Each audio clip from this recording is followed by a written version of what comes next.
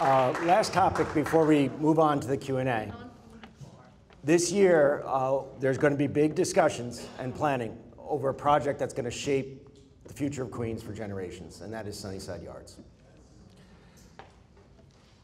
My nightmare scenario is that it becomes another Hudson Yards, a preserve of the 1%, a big mall completely disconnected from the neighborhood, 6 times the size in the heart of Queens. What are some of the lessons that you've learned from what we've seen out of Sunnyside Yards and Hudson Yards, and what do you plan on doing to make sure that we avoid that? Now I get to go first. All right, I mentioned just a moment ago we have an infrastructure problem in this part of Queens. I can't imagine something dumber than proceeding with a massive project like that without considering the infrastructure concerns of the neighborhood. If you're going to do something like that without thinking about open space, mass transit, schools, hospitals, et cetera, would be a grave mistake, and something we already talked about, like affordability of housing. It would be a grave mistake for our community, it'd be a grave mistake for the whole city. So I am not looking to have Hudson Yards dropped in the middle of our community. I don't know if anybody else is, but I certainly am not. And there's this process that's been ongoing, and I don't even know what EDC is doing, but they've kind of thrown all our names on this list, even though many of us have not agreed to be on it, and so we keep getting questions about these community advisory groups that I've not sat on, but I somehow am on the letterhead of the EDC because I think they just listed everybody who represents the area. But I have not felt really good about the process that they've been using either in terms of getting the community involved and hearing the community in terms of what we want to have happen here. Because I'll tell you one thing, and we've all got experience with this in a number of projects, I am not going to let a top-down proposal land on our community without us having something to say about it and making sure that we're protected.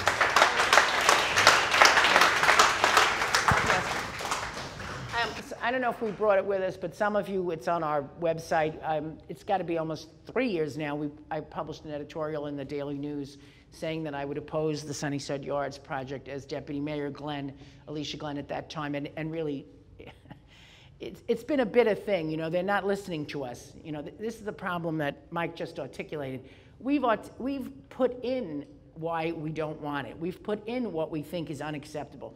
We've talked, I mean, I at one point had said to people from the city, you know, you're gonna give us a walkway park. Like, what are you talking about? You know, you wanna build us a brand new LaGuardia Community College in a beautiful park setting? Then let's talk, but that's not what they're talking about. And they're not responding. You know, EDC continues to have these meetings.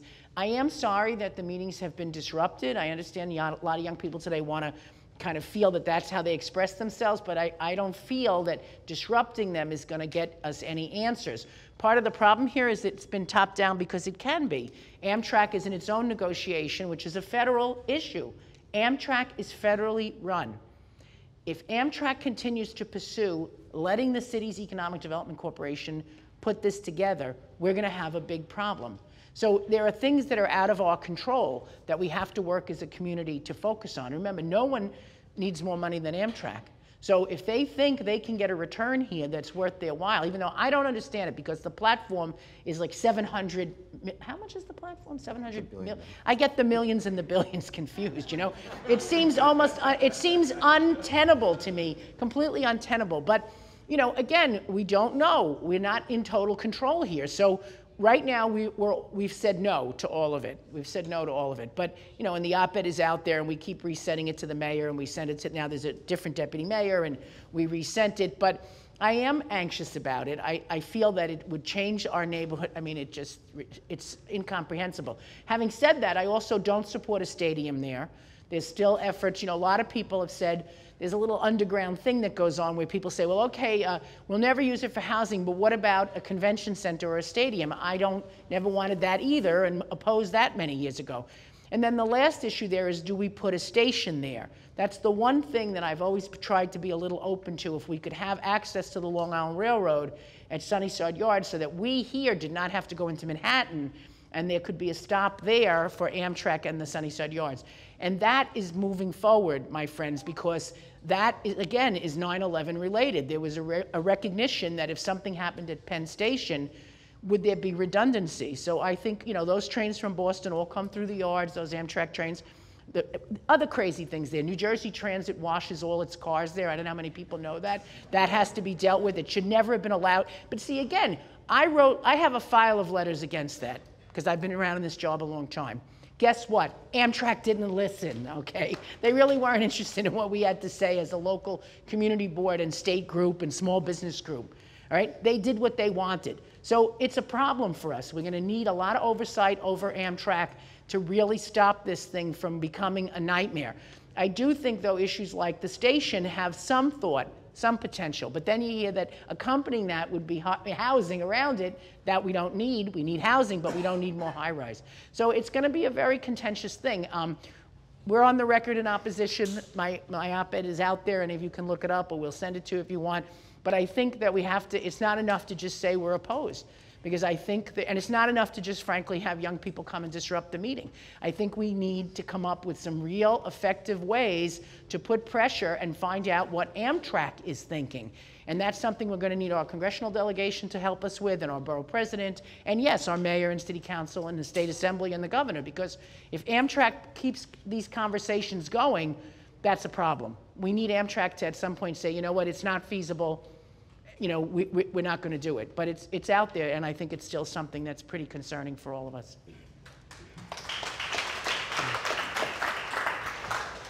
Like my colleagues, I do not support EDC's plan for Sunnyside Yard. It is not what any of us want, I believe, as the future of our community in Western Queens. You started with a discussion of Hudson Yards. Hudson Yards is an atrocity. An absolute atrocity that is not only ugly, even the public art is ugly.